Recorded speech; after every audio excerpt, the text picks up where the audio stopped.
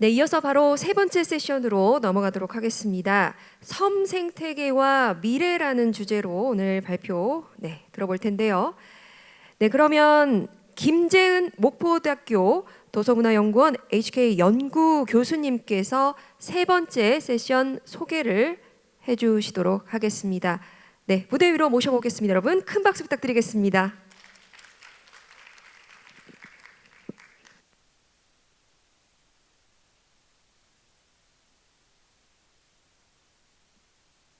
네, 안녕하세요. 목포대학교 도서문화연구원의 김재은입니다.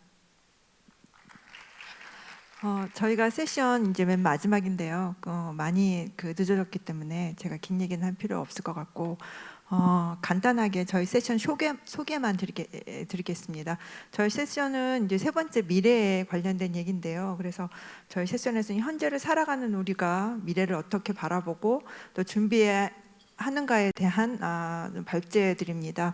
그래서 산과 바다를 잘 보존하고 또 올바르게 또 어떻게 현명한 이용을 할 것인가에 대한 미래에 대한 전반적인 그 주제들의 여러 가지 주제들 교육까지 포함해서 그 발표를 해주시겠습니다. 그러면 바로 발제를 시작하도록 하겠습니다. 잘 들어주시기 부탁드립니다. 감사합니다.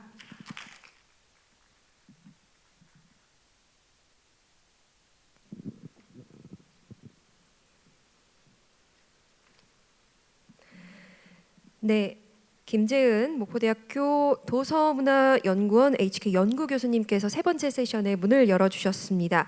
네, 첫 번째 발표는요, 멀리 피지에 계신 닥터 앙투안 드 라몬 은예르 남태평양대학교 교수님께서 준비를 해주셨다고 합니다. 식량 및 에너지 안보를 위한 해양 바이오매스의 지속 가능한 이용이라는 주제로 온라인으로 여러분들 만나보실 텐데요. 화면을 함께 봐주시면 감사하겠습니다.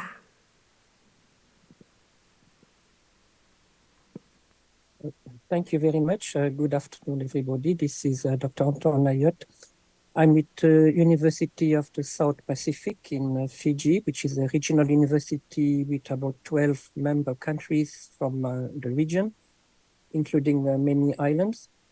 And this work I will be presenting concerns mainly work of my master's students and myself on utilizing waste seaweed and marine organisms such as beached seaweed as well as sea stars to make fertilizers and also biofuel.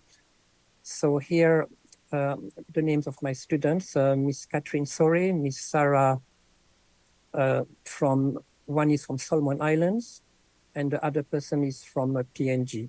And Taitusi Drandra and Stefano Casa from the Pacific Blue Foundation were also partnering with us in implementing these technologies into communities in the region.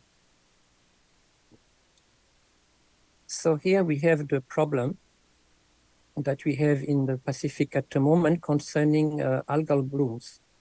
So algal blooms can be caused for a variety of reasons, including a higher seawater temperature, higher nutrient inputs in coastal areas, climate change, and overpopulation. So there are seasonal species that are found on our beaches, but the scenario is the same. They always produce these deposits that also generate a foul odor, and it's a problem for tourism because the beaches of the islands are now disfigured by these algae. So on top here you see in Narcisse it's ulva, and then you have down Gracilaria edulis, which is also found in other countries. And on the top right here you see a sea star called Acanthaster. Acanthaster is a species of sea star that feeds on corals. And so it's becoming a threat because it's, in addition to coral bleaching caused by seawater temperature, it's also impacting coral reefs by actually feeding on coral polyps. And with rising seawater temperatures, we found a link between increasing numbers of these sea stars on the reefs. And so this is the problem we're facing.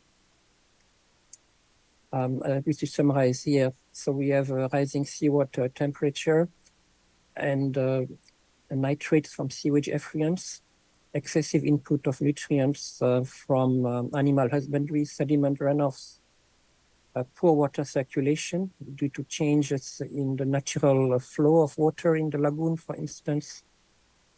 And an adaptation of all of these above conditions are leading to these blooms in Gracilaria, sargassum species, and also in sea star. So here, for instance, you see the result of this pollution on some of the beaches. Big impact on the tourism industry. That barge here is actually belonging to one of the major tourist resorts in Fiji. They're hiring the service of this barge to actually collect sargassum from the beach and then tow it away. And they actually dump it further out on the reef in the lagoon, which eventually will wash back on the beach. So it's not a very effective solution, and it's also cost intensive. On the lower picture, you see Gracilaria edulis, which is overtaking a reef in Fiji, in Suva. And you can also see that on the left photo, where it's getting beached here on a small island, causing a very foul smell. This here is an example of the big problem happening now in Tuvalu, which is an atoll. This is not a high island. And there are actually, since 2011, a huge problem with sargassum polysystem. You can see even from the aerial picture, this whole belt here of sargassum.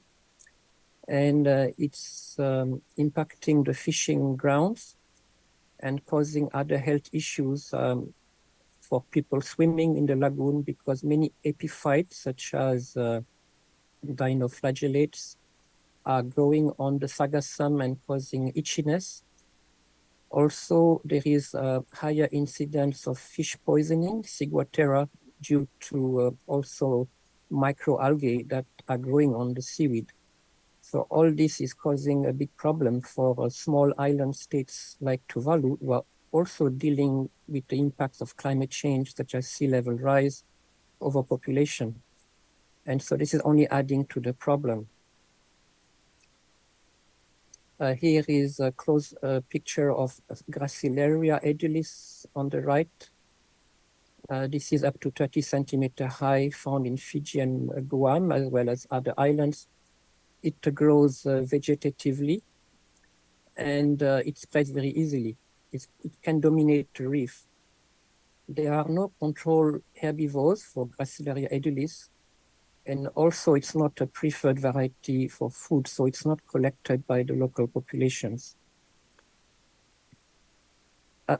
Here you see sargassum, which is a species that is very common also, I think, in Korea. This is sargassum polysystem, which is up to 2 meters tall and found in Wallis, Fiji, Samoa, Tonga.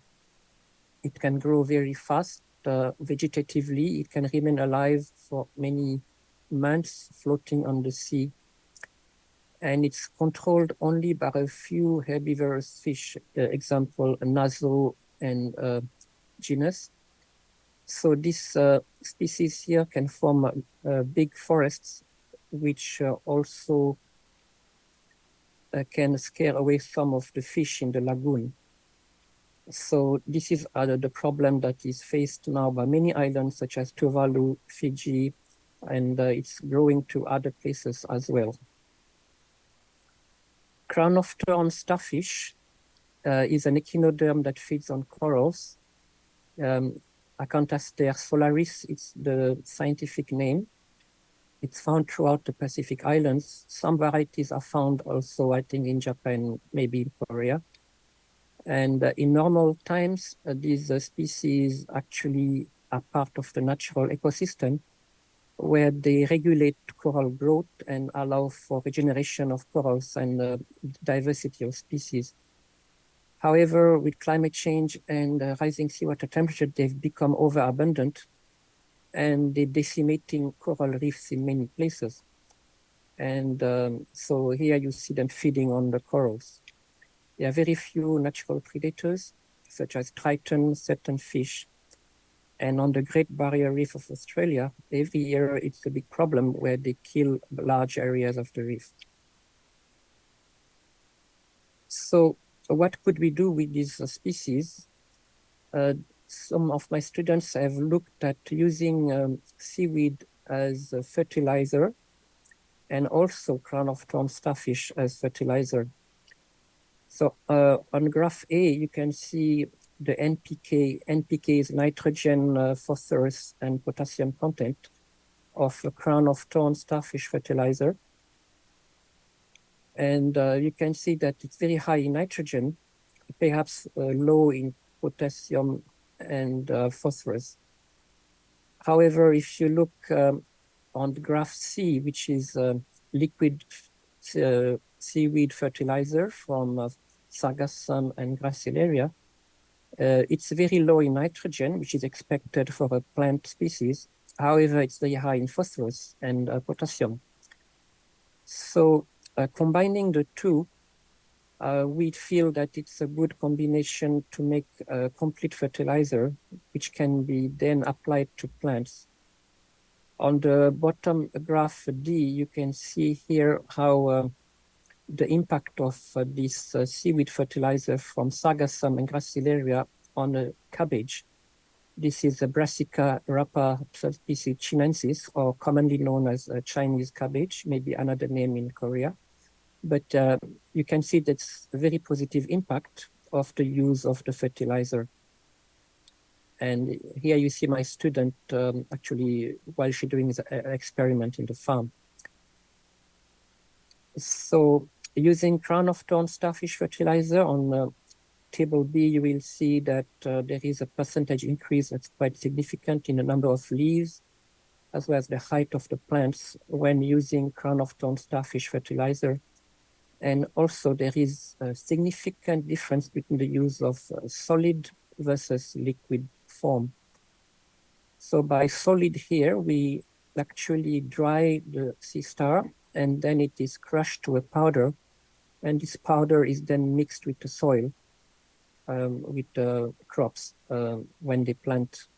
And so that is quite similar to the use of chemical fertilizer for the farmers. It's not, for them, it's not a big change in their way of doing things, but it's really helping the plants as well as reducing their use of chemical fertilizers, which are very harmful for the environment and causing eutrophication as well as more algal blooms. So the broad objective of our project that we are doing with communities now in the region is to build on the work of students to produce this holistic fertilizer, which is a suitable replacement for Pacific farmers to chemical fertilizers. And also developing a method that is self-sufficient and sustainable for food security. So the community itself can develop this fertilizer by collecting the waste from the beach and also in the ocean, crown of thorn, starfish, and seaweed, and then make that on their own this fertilizer. So the scientific objective of our project is to analyze the different blends for NPK trace elements, match the blends to different types of soil with nutrient deficiency, because fertilizer, it's not really something that we add to the soil just anyhow, but it's actually addressing deficiency. So it's a kind of a soil conditioner, really. It's like a medicine for soil which lacks certain elements. And so this is why it's important to actually match the fertilizer to the soil and the different areas. So this is part of the work. And also identifying which type of food crops benefit best for which type of fertilizer blends. And then lastly, we'll develop some field guides in local language as well as simplified versions for lay people that they can use for awareness of these methods and dissemination of knowledge within Pacific communities. So here you will see the implementation of the first maybe part of this project that started this year on the island of Benga in Fiji. You can see how the community is collecting seaweed and crown-of-thorn starfish. They're processing it, cleaning it of some of the main wastes like stones and other organisms. And then we use a solar dryer where the seaweed and the fertilizer is dried and then it is crushed to a powder. Afterwards, this powder is applied to the crops, and then regularly the farmers are monitoring. And you can see then on the right some of the yield where the crops are very healthy.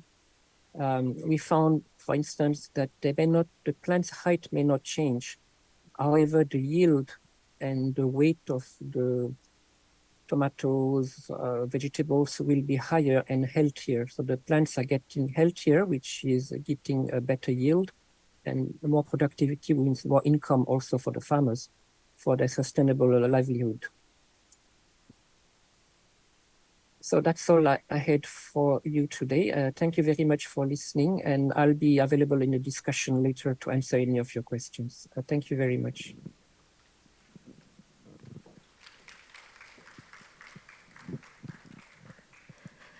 네, 고맙습니다. 네, 멀리 피지에서 온라인 접속을 통해서 여러분들 함께 강연 들으셨고요. 네, 두 번째 발표자분 소개를 드리겠습니다.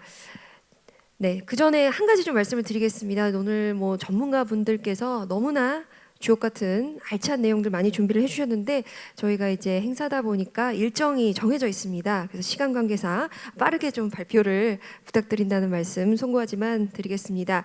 네, 권봉호 군산대학교 해양생물자원학과 교수님께서 블루카본과 섬생태계 가치 평가라는 주제로 발표 준비해 주셨고요. 벌써 올라와 계십니다. 여러분 큰 박수로 네, 맞이해 주시기 바랍니다.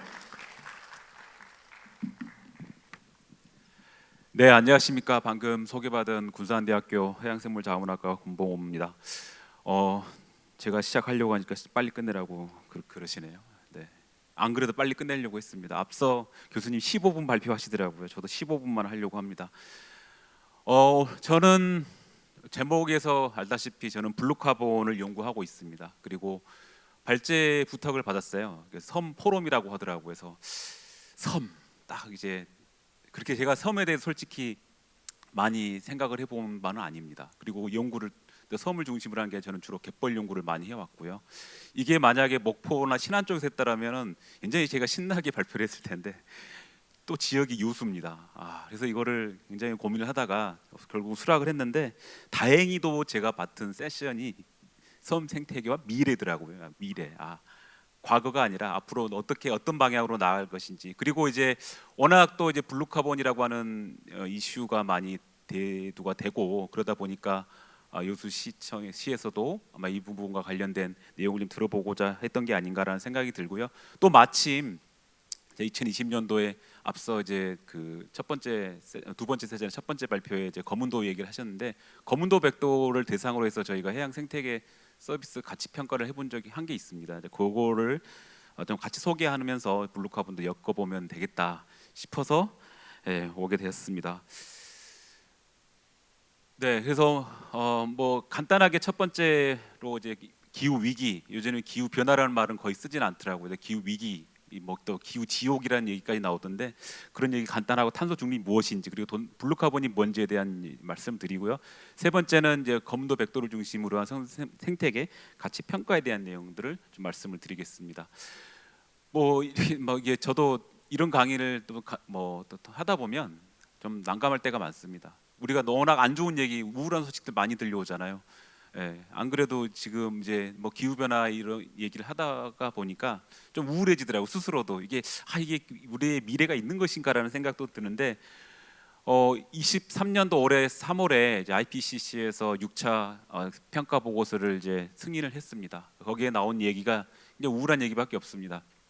우리가 인류가 생존하기 위해서는 금세기 말 2100년 여기서 2100년까지 사실 분들 이렇게 많지 저를 포함해서 아무튼 그런데 2100년까지 우리가 산업화 시전보다 1.5도씨로 지금 제한을 해야 된다라고 하는 게 국제적으로 협의가 된 상황이고요. 그런데 2040년이 되면 이미 1.5도가 상승할 거라고 이제 보고서에 나왔습니다. 그런데 더 우울한 소식은 올해 이 보고서와 별도로 유럽에서 뭔가 발표한 거 보니까 이미 1.5도를 넘어섰다라는 소식도 들리더라고요.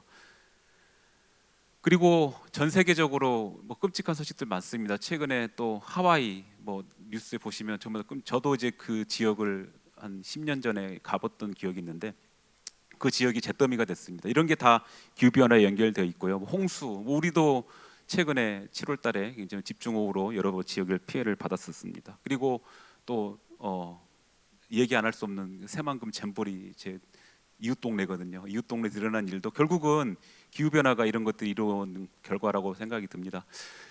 그래서 올해 최고정 승인된 6차 평가 보고서에서는 기온 상승이 이미 산업화 이전보다 1.09도씩 상승했다. 이게 2021년도 기준입니다. 벌써 지금 다른 자료는 또 더 상승했다는 얘기가 들고요. 근데 문제는 뭐냐면 10년 사이에 0.31도씩 굉장히 상승 속도가 빨라지고 있다는 거고요. 해수면은 3.7mm 상승하고 있다고 합니다. 그리고 온실가스 그러면 앞으로 어떻게 해야 될 것이냐? 결론은 온실가스 배출량이 지금 이 순간이 정점이어야 한다고 합니다. 다행히도 저도 이제 그 탄소 중립 녹성장위원회 이제 관련해서 지금 여러 가지 일도 같이 하고 있는데요. 2022년도 우리 온실가스 배출량을 보면 다행히 전년도에 비해서 21년도에 비해서 22년도에 한 3.4% 정도 잠정치이긴 합니다만은 줄어들었다고 하더라고요. 그래서 다행히 이제 꺾이는 추세. 그 전에 한 번도 줄어든 적이 있었습니다. 코로나 때문에 줄어들었다가 다시 상승했다가 다시 이제 줄어드는 추세에 있긴 한데. 지금 이 순간이 정점이어야 2030년에 절반은 이룰 수 있고 우리가 목표로 하는 2050년에 탄소 중립이 가능하다고 합니다. 그래서 결국은 이제 우리가 인류의 생존을 위해서 탄소 중립을 이루어야 된다는 게 전 세계적으로 공감대를 형성하고 있는 거고요. 탄소 중립이라는 게 굉장히 쉽습니다. 굉장히 쉽습니다. 다 말은 쉽습니다. 하긴 어려운데 결국은 이제 배출량을 현재 배출량을 줄이고 흡수량을 늘리는 두 가지만 하면 됩니다. 이게 어려운 일이죠. 말은 쉽습니다. 그래서 결국은 제가 오늘 말씀드리고 있는 부분이 바로 흡수량을 어떻게 늘릴 것이냐는 부분인데요. 문재인 정부에서 2030년 대비 2030년의 감축 목표를 2018년 대비 40% 감축안을 제시를 했습니다. 이 수치는 뭐 구체적인 수치는 자료를 하시면 되고요. 제가 말씀드린 흡수원 분야 밑에 첫 번째가 있는데 2018년도 기준으로 봤을 때 한 4,100만 톤 정도가 흡수가 되는데 그 전에 제출했던 보면은 2,200만 톤으로 줄어듭니다. 그게 이제 대부분이 흡수원이 산림 그린카본 부분인데요. 그린카본 부분에서 산림이 노후화되면서 연령에서 탄소 흡수력이 떨어지는 부분 그런 부분 때문에 이게 줄어든다고 합니다. 그런데 그거를 조금 더 늘려서 보자. 그래서 한 400만 톤 정도 늘리는데 이 부분에 지금 해양 탄소 흡수원까지 포함되어 있는 수치입니다. 정부가 바뀌었지만 40% 감축안은 그대로 유지를 하고 있습니다. 그 중에서도 탄소 흡수원 부분들은 그대로 유지하고 있습니다. 그래서 지금 앞서서 이제 뭐 산림 부분은 제가 말씀드릴 게 없고요. 우리가 그 바다와 관련된 해양 부분이 보면 이렇게 되어 있습니다. 이게 올해 3월에 나온 그 탄소 중립 국가 전략이 있는데요. 해양은 연안습지 복원하고 보호하자. 그리고 앞서 수산자원공단에서 말씀하셨던 바다숲 조성 등을 통해서 해양 흡수원을 확대하겠다라는 부분이 바로 여기에 들어가 있는 부분입니다. 해양수산부에서도 해양수산부에서도 탄소 중립 전략을 이제 발표를 했습니다. 그 중에서도 해양수산 부분에서는 적어도 해양수산 부분에서는 탄소 중립을 넘어서서 탄소 네거티브를 이루겠다. 그게 가능한 거는 뭐냐면 해양 부분이 그렇게 우리나라 전체 배출량의 한 7억 지금 최근 한 6억 7천만 톤 정도 됩니다. 근데 해양 부분, 해양수산 부분에서 지금 잡히는 부분이 한 430만 톤 정도 되거든요. 그러니까 전체 배출량에 비하면 좀 적죠. 그리고 그러면서 그 배출량을 좀 줄이는 것들이 여러 가지 해운이라든가 수산 부분 여러 가지 있지만 그 중에서도 흡수원 부분을 현재 여기서 136만 톤 2050년까지는 늘리겠다는 게 지금 핵심입니다. 근데 그게 바로 이제 오늘 말씀드리는 블루카본인데요.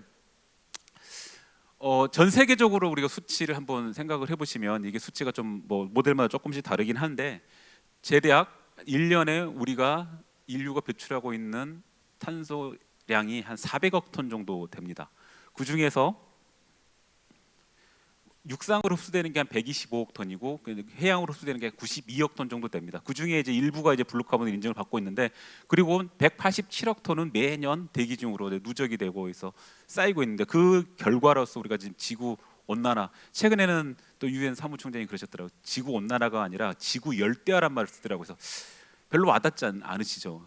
그래서 제가 그 원문을 찾아봤어요. 그랬더니 글로벌 워밍이 아니라 글로벌 보일링이란 말을 쓰더라고요. 그래서 우리 지난 8월 한여름 얼마나 더우셨습니까? 보일링이란 단어가 너무 이렇게 와닿더라고요.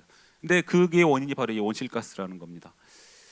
그래서 왜 이제 블루카본이라고 하는 건 이제 정리를 하자면 해양 생태계가 흡수하여 저장하는 탄소를 이제 블루카본이라고 합니다. 앞서 우리 저기 과장님께서 최민호 과장님께서 말씀해 주셨는데 그래서 지금 현재 IPCC 인증하고 있는 게 지금 염습지, 맹그로브, 그다음에 잘피에 대해서 블루카본 인증하고 있는데 이게 왜 주목받고 있냐면은 산림보다는 면적은 좁지만 탄소 저장량은 비슷하고 침적 속도가 굉장히 빠르다라는 게 지금 알려져 있는 사실들입니다.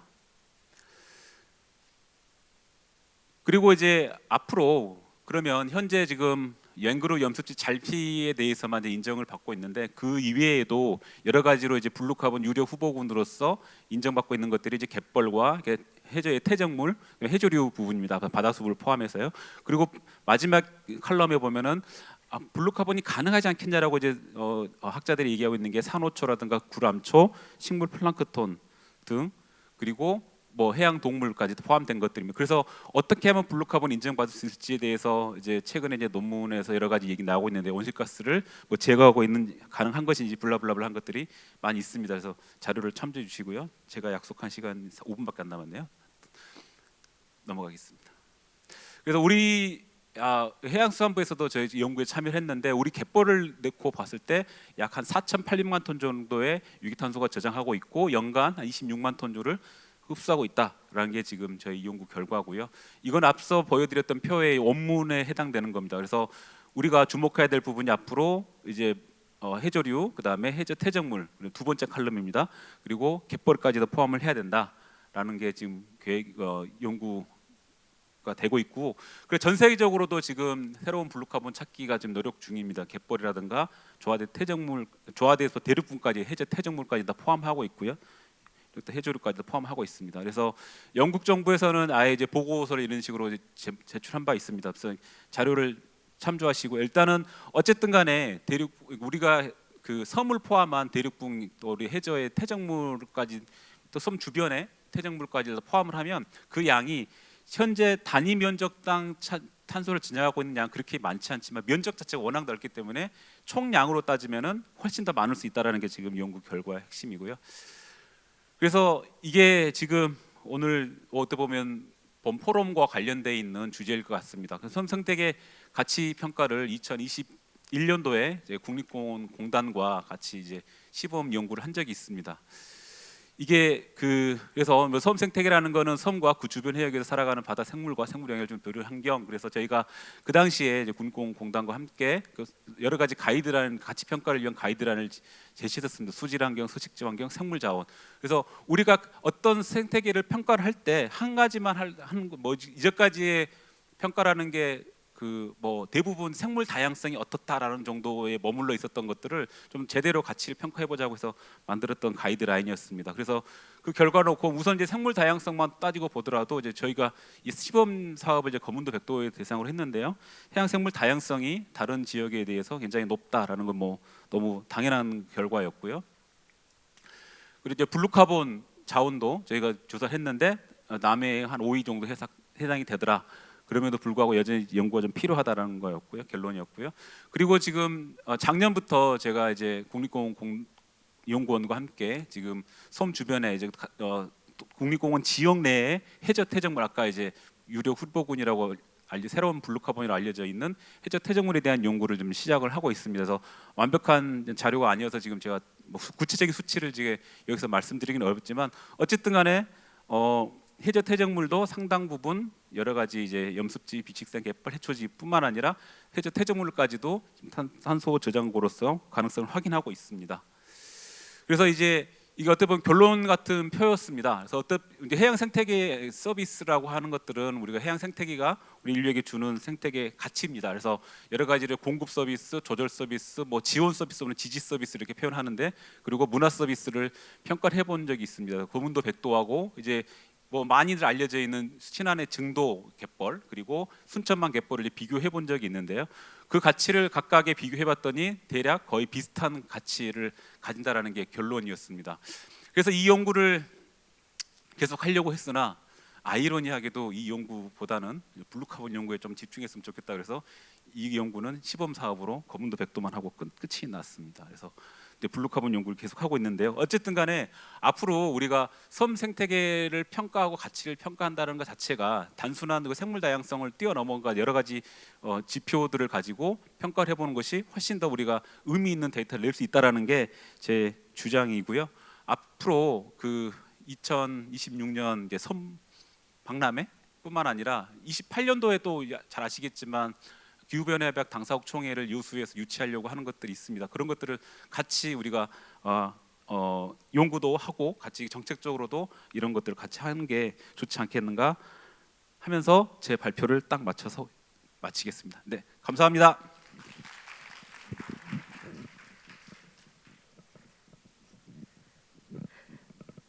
네, 고맙습니다. 정말 간략하고도 임팩트 있는 아주 좋은 발표 감사드립니다. 권봉호 군산대학교 해양생물자원학과 교수님 발표였습니다. 여러분 박수 부탁드리겠습니다. 네, 이어지는 발표 연사분 소개해드리겠습니다. 허정림 건국대학교 사회환경공학부 학술 연구교수께서 섬생태계 변화에 따른 환경교육의 필요성이라는 주제로 발표해 주시겠습니다. 네, 여러분 큰 박수로 맞아주시기 바랍니다.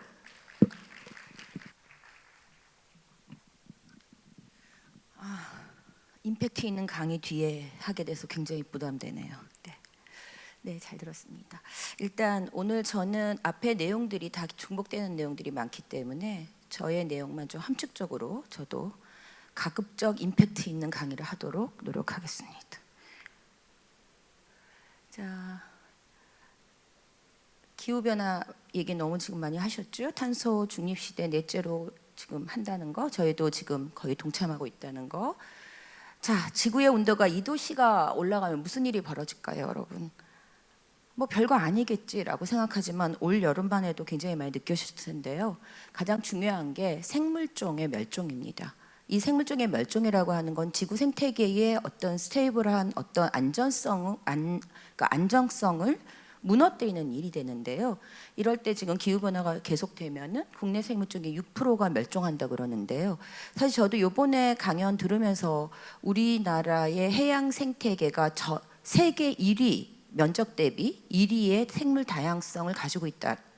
그만큼 굉장히 가치로움이 있는 그런 우리나라가 갖고 있는 해양 생태계에 대해서 조금 더 자부심도 느끼고 또 그것을 보존해야 된다라고 하는 그런 생각도 더 강하게 했던 것 같습니다.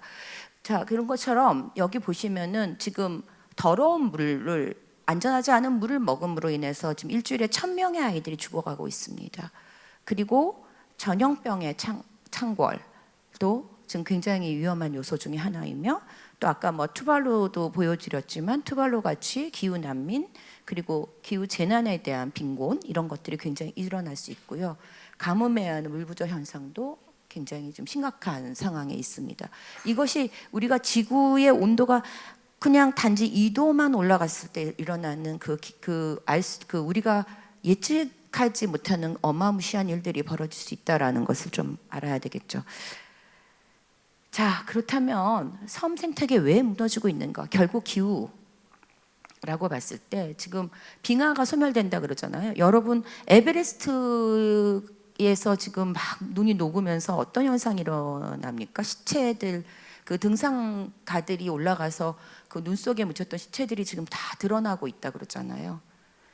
그래서 그런 것처럼 이 물이 녹는다는 거는 그 안에 미생물이 거기서는 바이러스가 같이 창궐할 수 있다라는 위험입니다. 그러니까 얼음 코어라고 해서 얼음이 이렇게 되면 얼음이 그냥 100% 얼음이 아니라 그 사이엔 공기층들이 있는데 그 안에들 살아 있는 거죠. 그렇기 때문에 이렇게 미생물 바이러스가 창궐했을 때 우리가 또 이렇게 팬데믹이라고 하는 그런 세기의 전염병을 맞이했듯이 우리가 알 수 없는 그런 바이러스의 문제들도 일어날 수 있다라는 겁니다. 그래서 기후 재앙으로 인해서 결국은 북극 빙하가 소멸된다라는 건 기후 재앙이다라는 것이고요. 그리고 또 한 가지는 이런 문제가 있습니다. 지금 온난화가 2년 안에 이제 이게 빠르게 될 때 지구의 열순환에 도는 해류가 문제가 된다는 거죠. 결국 뭐냐면 바닷물이 막 이렇게 돌고 도는 그런 해류로서 어느 정도 이렇게 유지되는 이런 수중 컨베이어 벨트의 해류 순환 시스템이 고장 난다는 겁니다. 이렇게 됐을 때는 여러분 투모로우라고 하는 영화 기억나시죠? 갑자기 타타타타타 얼어져 가지고 그래서 막 도서관에 들어가 가지고 막 책들을 태우고 뭐 이런 투모로우 영화가 북미의 극한 추위를 불러일으킬 수 있다. 그러니까 정말 이 바다가 얼마나 중요한 역할을 하는가라는 것이죠. 그래서 지금 어떤 상황인가 봤더니 기후 변화로 인해서 해양 생태계가 굉장히 변화됐다. 아까도 많은 발표하시는 발제자들이 우리가 열 온대성으로 지금 바뀌고 있다라는 얘기를 했습니다. 그래서 해양수산부가 2015년부터 20년대까지 우리나라 해양 생태계를 2개의 권역으로 나누어 가지고서 경년별로 조사한 바에 의하면은 이렇게 지금 대만 난류의 영향으로 어종이 5년 동안 52%에서 70%가 증가됐다라고 나타났다고 합니다. 그리고 21세기 말에 우리나라의 생물조과 서식지 등의 피해 및 진단을 예측하는 연구도 있었는데요. 이 연구도 어떤 평균 기온이 4.5도 이상이 됐을 때, 상승했을 때 어떤 것들의 변화가 일어날까라고 하는 가상 시나리오를 적용했을 때 이런 결과들이 나타났다고 합니다. 여기에 있는 빨간 글씨로 지금 표시를 해드렸는데요. 그리고 연안도 지금 변하고 있죠. 그래서 저희 지금 우리 여수도 그런 어떤 해안 연안을 끼고 있는 그런 곳인데 여기에서도 원유 모를 적조 피해가 이런 게 다 생태계의 변화의 하나의 흐름이다라고 볼 수 있습니다. 뭐 이런 내용들은 지금 앞서 다들 뭐 겹쳐서 하셨기 때문에 좀 간단히 하도록 하겠습니다. 당연히 제주도도 변하고 있습니다. 어떤 변화냐?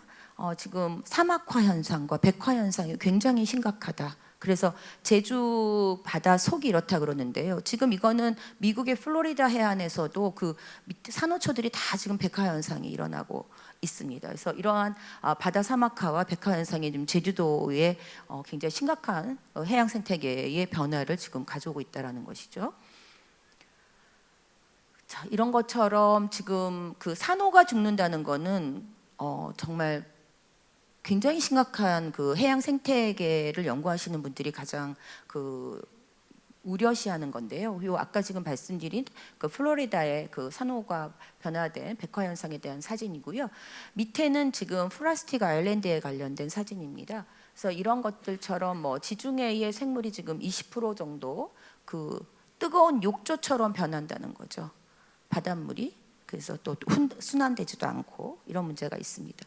여기 보면은 가이아 이론이라고 있는데요. 여기 보시면 우리도 인체가 자기를 유지하고 스스로 조절해서 항상성을 유지할 수 있는 것들이 바로 우리가 건강한 인체를 유지하고 또 지구도 그렇게 그런 순환의 고리 때문에 지구 생태계가 어느 정도 유지 보존되고 있는데 이것들이 무너진다라는 것이죠. 이렇게 자기를 유지하고 스스로 조절하는 그런 항상성에 대한 기능이 떨어진다라고 하는 것이 가장 지금 문제가 되고 있는 환경 문제의 아주 근본적인 문제라고 볼 수 있습니다. 자, 이제 뭐 쓰레기 정말 이게 해양 생태계에 굉장히 큰 문제를 일으키고 있습니다. 특히나 플라스틱 문제죠. 플라스틱이 사실은 지금 은하수의 별의 개수보다 500배나 많다고 하는데요. 이런 해양 생태계를 위협하고 있고, 1분마다 트럭 한 대를 플라스틱으로 지금 바다에 계속 쓸어붓고 있는 그런 현상이라고 합니다.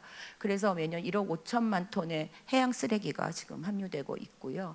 그래서 해양 생물 중에 88%가 이런 플라스틱에 있어서 부정적인 영향을 갖고 있다라고 생각한다 그러면, 사실 우리가 플라스틱에 대해서 어떤 도덕적인 그런 양심의 문제에 대해서 스스로 많이 생각해 볼 필요가 있어야 될 것 같습니다.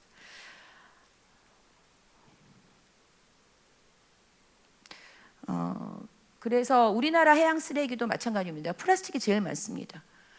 굉장히 압도적으로 많고요. 그리고 지금 폐그물이라는 것이 굉장히 문제가 되고 있고, 그래서 우리도 7만 5천에서 9만 4천 정도의 폐그물이 나오고 있는데요. 여기 지금 갤럭시 S22가 지금 나오는데, 아까 앞서서 홍대 이 교수님께서 운동화를 제시해 주셨는데, 예시로 갤럭시 22에서 폐어구를 사용한 그런 플라스틱을 만들어 가지고 이 핸드폰 만들 때 적용했다고 합니다. 삼성이 참 이런 건 잘하죠. 뭐 조금 시간이 없지만 조금 재밌는 얘기를 하면, 굉장히 오래된 한 20년 전에 그러니까 삼성 건설이 딱 아파트 이제 막 시작할 때, 삼성은 친환경 아파트를 지향하고 그런 친환경 아파트를 만듭니다 그랬어요. 그러니까 독일의 아우로라고 하는 친환경 페인트를 발랐다. 그래서 우리는 친환경 아파트다라고 선전을 했는데, 사실은 그게 베란다만 칠했죠. 한 건 한 거죠. 근데 베란다는 별로 우리에게 중요한 공간은 아니죠. 근데 참 삼성인 역시 마케팅은 잘한다라는 생각이 듭니다. 뭐 훌륭한 기업이죠. 네. 자, 그래서 우리는 그럼 과연 어떤 노력을 하고 있는가라고 봤을 때, 폐자원에 대한 에너지와, 아까 그 에너지 문제도 굉장히 인상적으로 들었습니다. 그래서 이렇게 산학 협력해가지고 많은 연구들이 지금 현재 있습니다. 그래서 각 시도 단체들하고도 계속 많은 그런 산학 연계된 그런 연구들을 하고 있고요. 그리고 또 궁극적으로 저는 이제 쓰레기 문제에 좀 집중해서 봐야 된다라고 생각을 합니다. 그래서 해양 폐기물의 전처리 시설의 보급, 이런 것들이 필요하고, 이것들을 어떻게 잘 수거해서 가는가. 그래서 원래는 강의 하구에서 바다로 가기 전에 거기서 쓰레기 해결하자라고 하는 논의들도 굉장히 저는 일리가 있다고 생각합니다. 바다에 가면은 쓸어 모으기가 힘들고 강으로 나가기 전에가 아무래도 좀 낫지 않나. 그래서 순환 자원 해양 쓰레기를 활용하고자 하는 그런 노력들이 지금 현재 사회 안전망을 확보하기 위해서 그 지자체나 정부에서 많이 좀 노력하고 있는 걸로 알고 있습니다. 그리고 국제 협력과 연대도 강화하고 있습니다. 그런 면에서 또 이런 국제 선포럼도 지금 진행이 되고 있는 일환 중에 하나라고 생각하고요. 그래서 우리도 해양 폐기물 및 해양 오염 퇴적물 관리 기본 계획을 수립하고 지금 그 계획들을 수행하고 있는 것, 지금 그렇게 되고 있습니다. 자, 그래서 이거 보시면은 우리나라 해양 생태계가 이렇게 변화되고 있는 것을 뭐 사후 약방문, 또 아니면 뭐 그 소잃고 외양간을 고치지 말고 우리가 미리 과학적으로 예측하고 대응 전략을 마련할 필요가 있다. 그렇기 때문에 연근해 생태계에 대한 구조, 평가, 기술 연구, 그다음에 뭐 연근해 생태계 변동에 대한 예측 모델을 개발한다든지, 그리고 맞춤형으로 수산 정보 그런 플랫폼을 구축한다든지라는 거, 굉장히 이런 측면에서 필요한 부분이겠죠. 그래서 해양 환경에 대한 해양 생물 반응, 이런 것들에 대한 전체적인 메커니즘에 대해서 연구하고, 그런 것들로 인해서 대응 전략을 마련할 필요가 있다라는 것입니다. 그래서 지금 해수부에서는 굉장히 많은 다양한 스타트업에 관련된 지원들이 굉장히 많습니다. 그래서 뭐 스타트업, 굉장히 큰 규모의 또 그런 똘똘한 아이디어를 가진 젊은 계층의 스타트업들도 상당히 요새 활발히 되고 있는 그런 상황이고요. 그래서 여기 보시면은 그 스타트업 셀코 같은 경우에는 플랑크톤, 해양 플랑크톤을 이용해서 뼈 이식제를 개발한다든지, 그리고 뭐 제로 웨이스트 하는 그런 것도 있고요. 그리고 그 해양 유출 기름을 무인으로 해서 이렇게 방제 로봇 같은 것들 개발하고 이렇게 정말 그 뭐 스타트업들이 갖는 그런 반짝이는 아이디어로 이렇게 해수부에서 지원받는 걸로 굉장히 좋은 기술들을 개발하는 그런 기업들이 지금 많이 되어 있다라고 합니다. 자, 여기는 지금 이끼인데요. 이 이끼라는 것이 사실은 어떻게 보면은 좀 되게 그냥 뭐 알아서 크고 어느 좀 습한 데 있는 것 같지만 사실 이 이끼라고 하는 게 지금 국내 기술로 이끼를 생산하고 있거든요. 그래서 이 기업이 지금 보면 탄소 이끼를 만약에 옥상에 다 녹화했을 경우에 한 5조 원 정도의 경제 효과가 있다. 그래서 기후 변화 궁극적으로는 기후 변화가 문제인데 이 기후 변화를 잡기 위해서 이런 이끼들을 지금 활성화하는 그런 지자체에도 적용하고 그런 사례들을 만들어 가려고 노력을 하는데 여기는 지금 부천과 인천의 이끼 공원의 사례를 지금 보여드리고 있는 사진입니다. 자, 그래서 이제 앞으로 해양수산부에게 바라고자 하는 거는 뭐 장기 해양 생태계 연구 R&D 같은 거 많이 좀 해서 그런 예측과 그리고 뭐 비전 그 미래에 대한 그런 구축을 좀 했으면 좋겠다라는 거고 해양 생물 에너지 수지 관련된 연구 그리고 조사와 연구 결과를 토대로 한 DB를 구축해서 객관적인 그런 데이터를 통한 미래를 예측하는 거 그리고 빅데이터를 분석하고 하는 처리 기술 이런 것들이 필요하고요. 궁극적으로는 ESG를 통한 지속 가능한 환경 교육이 얼마나 섬과 그리고 또 해양 생태계가 중요한지에 대해서 인지시키고 그리고 실천할 수 있는 그런 것들이 필요하다는 것이죠.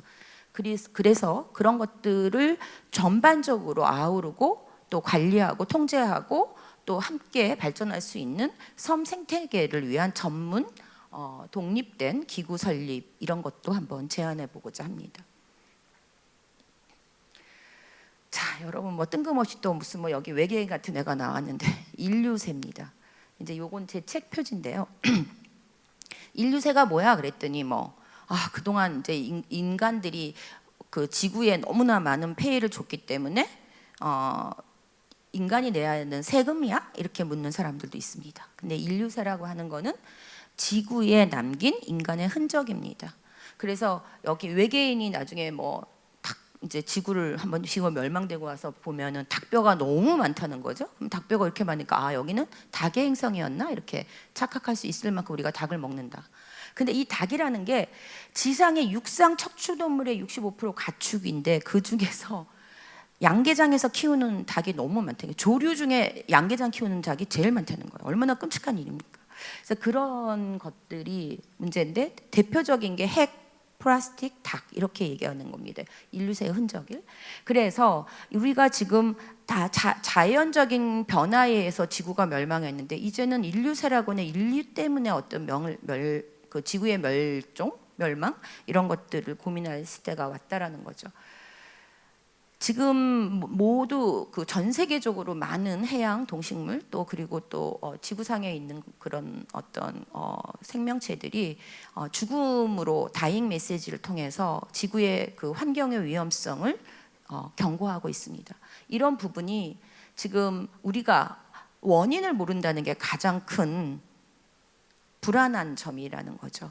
그래서 이런 부분에서 우리가 간과하지 말아야 되겠다. 여기 레이첼 칼슨의 침묵의 봄은 굉장히 60년대에 환경이라고 하는 화두를 던진 그런 책이죠. 봄의 소리, 봄이 되면 짹짹짹, 졸졸졸 이런 봄의 소리가 침묵한다는 것만큼 끔찍한 재앙은 없을 것 같습니다. 이런 것들이 다 환경적으로 인간의 어떤 탐욕과 그런 문제였다. 그것이 시발점이었다라는 것이죠. 사실은 환경 교육은요 어떤 거냐면 긍정적인 거를 보여주는 게 가장 좋은 겁니다. 예를 들어서 여러분 그 방송 제일 다 끝나면은 우리나라 화려강산 해가지고 나오는 그 아름다운 수려한 그 우리나라의 모습들 있잖아요. 그런 것들을 보여주면서 이러니까 이런 아름다운 환경을 보존해야 된다라고 긍정적인 측면에서 학생들하고 가르쳐야 돼요.